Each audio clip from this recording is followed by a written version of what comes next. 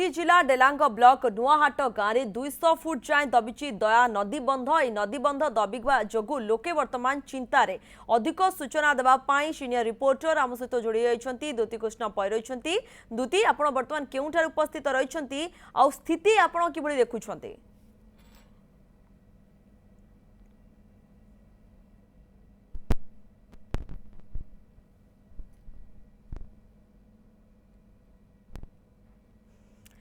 बंध दबी आशंकार नुआहाट बासिंदा कथा कहतु डेलांग कणास सत्यवादी ब्रह्मगिरीवासी एमाने समस्ते वर्तमान चिंतार रही भयभीत हो रही कारण भय रोचे जे बंध दबी बन्या पानी पशिबार जेतु भय रोचे। द्युति आपण केउठार उपस्थित रही स्थिति कौन देखुं वर्तमान?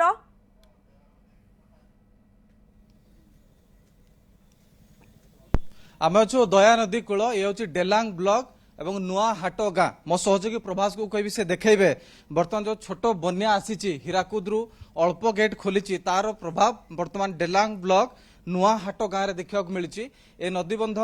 ये हूँ दया नदी प्रवाहित हो चली एवं गोटे पटे दृश्य बाली बस्ता पड़ी बेसी पानी आसी ना। एठी प्रत्यक्षदर्शी ग्रामवासी जो मैंने अच्छा से कहया कथा पानी एवं बहुत कम स्तर को छुई किंबा काजर भी पानी आसीनी ता सत्वे भी जो 200 फुट्र नदी बंध रही से नदी बंधरे बाली बस्ता पैक करा जायछि किंतु ता सत्वे भी वर्तमान बाली बंध एठी दबुची एवं समस्ते राति सारा उजागर अनिद्रा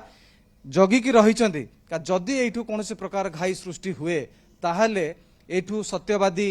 ब्रह्मगिरी एवं अनेक जो गाँ रही ब्लॉक रही से गुड़िक प्रभावित हम आउ सीधा सड़क ये घाई सृष्टि हुए ताले नुआहाट गाँ 700 बासिंदा अच्छा से सीधा सड़क प्रभावित हम गाँ भितर बन्या पानी प्रवेश कर आम सहित ग्रामवासी अच्छा आम सहित कथा और जानवा चाहिए 2011 मसीह ये घाई सृष्टि होता ये नुह ठीक 100 मीटर पछरे होता एभली भाव में परिस्थिति सृष्टि होता भाई केमिति वर्तमान ये नदीबंध पड़ी आपण मैंने केमिति सब जगिचंदे? ये आमर आगुरी 2011 मसीह गोटे छोट घाई होता मिनिमम 10 फुट 20 फुट भितर ताको आम ग्रामवासी लोक और पाखा लोक किसी आसिक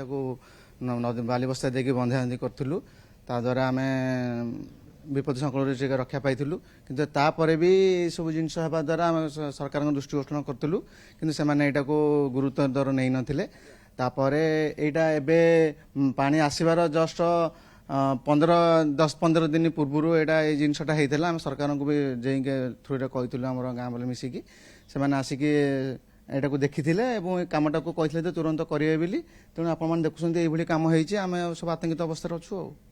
एटा केवल नुआहाटर समस्या नुह जदि ये घाई फिटे ताले नुआहाट समेत अनेक जो गाँ गंडा रही सेगुड़िक प्रभावित हो।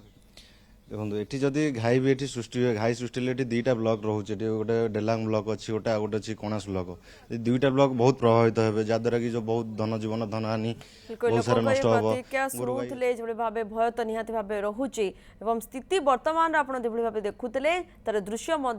दबा देखा सहित आमको अधिक सूचना दूसरे द्युति धन्यवाद सीनियर रिपोर्टर रही द्युति कृष्ण पै ए संपर्क में अधिक सूचना दूसरे।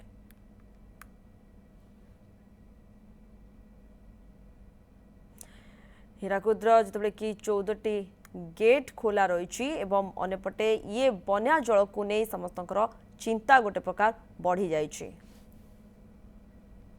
नयागढ़ रे स्थिति किभली भाव रही से संपर्क में आम जानवा अधिक सूचना देवाई वैदभूषण आम सहित जोड़ी होती प्रतिनिधि। वैदभूषण स्थिति आप कौन देखुं बर्तमान क्यों उपस्थित रही? देखो प्रियंका आम बर्तमान अच्छु नयागढ़ जिलार भापुर ब्लॉक राज्य वर्षा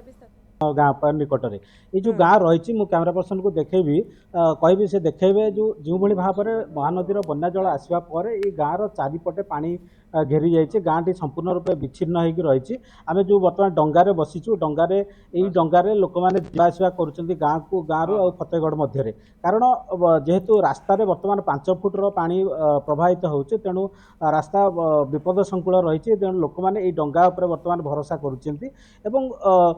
दीर्घ 5 दिन है गाँव में बर्तमान विच्छिन्न होगी रही प्रथम 2 ରୁ 3 फुट थिला तापरे वर्तमान 5 फुट्र पानी रही आ गोटे कथा कहबी जेहेतु गतकाली महानदी में 16टा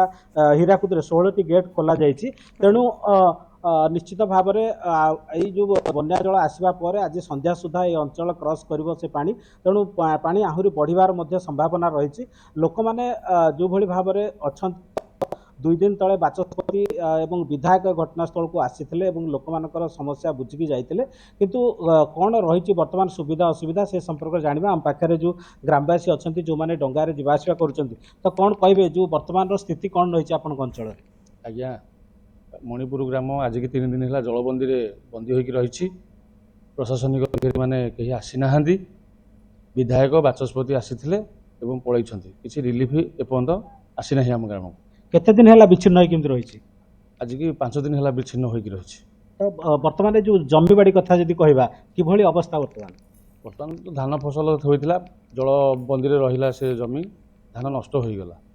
ତ ଅନ୍ୟ ଯେଉଁ ଫସଲ କିଛି ରହିଥିଲା କ'ଣ ହେଇଛି? ରବି ଫସଲ ଯାହା ହୋଇଥିଲା ତାହା ବି ନଷ୍ଟ ହୋଇଗଲା ଏଇ ପାଣି ବାଜିକି ସବୁ ପଚିଗଲା ଫଳ ଗୁଡ଼ାକ ଆଉ କ'ଣ ହବ। ନିଶ୍ଚିତ ଭାବରେ ଆହୁରି କିଛି ମଧ୍ୟ ଲୋକ ଅଛନ୍ତି ଆପଣଙ୍କର ମଣିପୁର ଗାଁ ତ ଆପଣ ଏଇ ଡଙ୍ଗାରେ ଯିବା ଆସିବା କରୁଛନ୍ତି କ'ଣ କହିବେ ବର୍ତ୍ତମାନ ସ୍ଥିତି କିଭଳି ରହିଛି? ସ୍ଥିତି ତ ଆଜ୍ଞା ସବୁ ପ୍ରକାର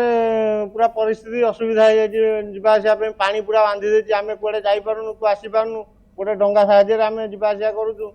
ଆମକୁ ଡଙ୍ଗାବାଲା ଆସ ନନାନ୍ତା ଆମେ ବି ଖାଇବା ପିଇବାକୁ ପାଉନୁ ରନ୍ଧା ଖାଦ୍ୟ ନାହିଁ ଶୁଖିଲା ଖାଦ୍ୟ ନାହିଁ କିଛି ପ୍ରଶାସନ ବି ତରଫରୁ କିଛି ମିଳିବାର ନାହିଁ ଆମେ ଏମିତି ଅବସ୍ଥାରେ ଅଛୁ ଆଉ ପାଣି ତ ବୁଡ଼ି ଯାଇଛି ସବୁଆଡ଼େ ଆମେ ଡଙ୍ଗାରେ ଯିବା ଆସିବା କରୁଛୁ କେବଳ ଫତେଗଡ଼ରୁ ଯାହା ନେଲେ ଆମେ ଯାହା ଗଣ୍ଡେ କରିକି ଖାଉଛୁ ଗାଈ ଗୋରୁ ଭାରି ହଇରାଣ ହୁଅନ୍ତି ସିଏ କୁଆଡ଼େ ଚରି ବୁଲି ପାରୁନାହାନ୍ତି ଯୋଉଠି ବନ୍ଧା ହେଇଛନ୍ତି ସେଇ ଜାଗାରେ ଅଛନ୍ତି ପାଣିରେ ବି ଅଛନ୍ତି ଗୋରୁ ଜନ୍ତୁ ଠିଆ ହେଇଛନ୍ତି କ'ଣ କରାଯିବ? ଜମିବାଡ଼ି ଅବସ୍ଥା ଜମିବାଡ଼ି ତ ଆଜ୍ଞା ସବୁ ପଳେଇଲା ଭାସିଗଲା ସବୁ ପାଣିରେ ବୁଡ଼ି ଯାଇକି ଅଛି ଆଉ କ'ଣ ହେରା ରହିଥିବ କି ନଥିବ ଆମେ କ'ଣ ହେରା କିଛି କହିପାରିବୁ ହେରା କହିପାରିବୁନି ଫେଣି ଜନ୍ତୁ ସାପ ସୁପା ଗୁରା ପଶି ଆସୁଛନ୍ତି 3 ଜଣଙ୍କୁ ସାପ ଆଜ୍ଞା କାମୁଡ଼ି ସାରିଲାଣି ମେଡିକାଲ ପଠେଇଛୁ ଏଇ ଡଙ୍ଗା ସାହାଯ୍ୟରେ ଯିବା ଆସିବା କରିବା ପାଇଁ ଡଙ୍ଗାଟା ଅଛି ବୋଲିକି ଆମକୁ ପ୍ରଶାସନ ଦେଇଥିବାରୁ ଦେଖନ୍ତୁ ପ୍ରିୟଙ୍କା ଯେଉଁଭଳି ଭାବରେ ଶୁଣୁଥିଲେ ଲୋକମାନଙ୍କର ସମସ୍ୟା ବର୍ତ୍ତମାନ ଏଇ ଗୋଟେ କଥା ସୂଚନା ଦେବାକୁ ଚାହେଁ ପ୍ରତ୍ୟେକ ବର୍ଷ ଯେତେବେଳେ ମହାନଦୀରେ ବନ୍ୟା ଜଳ ଆସିଥାଏ ଏ ଅଞ୍ଚଳ ଏଇଭଳି ଭାବରେ ପାଣିରେ ବୁଡ଼ିକି ରହିଥାଏ ଦୀର୍ଘ ଦିନ ହେଲା ସମସ୍ୟା ରହିଛି ଲୋକମାନେ ବାରମ୍ବାର ଦାବି କରିଛନ୍ତି ମଧ୍ୟ ଯେ ଏଇ ରାସ୍ତାକୁ ଉଚ୍ଚା କରିବା ପାଇଁ କିନ୍ତୁ ପ୍ରଶାସନ ତରଫରୁ କୌଣସି ପଦକ୍ଷେପ ବର୍ତ୍ତମାନ ସୁଦ୍ଧା ନିଆଯାଏ ନାହିଁ ଯାହାଫଳରେ ଏଇଭଳି ଅବସ୍ଥା ସୃଷ୍ଟି ହେଇଛି ଗତ 5 ଦିନ ଧରି ଯେଉଁ ଅବସ୍ଥା ରହିଛି ଲୋକମାନେ ଆପଣ ନଜର ରଖିଥାନ୍ତୁ ବୈଦଭୂଷଣ ଧନ୍ୟବାଦ ଆପଣଙ୍କର ସମସ୍ତ ସୂଚନା ପାଇଁ ବୈଦଭୂଷଣ ରହିଥିଲେ ସିଧାସଳଖ ଦୃଶ୍ୟ ଦେଖିବା ସହିତ ଅଧିକ ସୂଚନା ଦେଉଥିଲେ।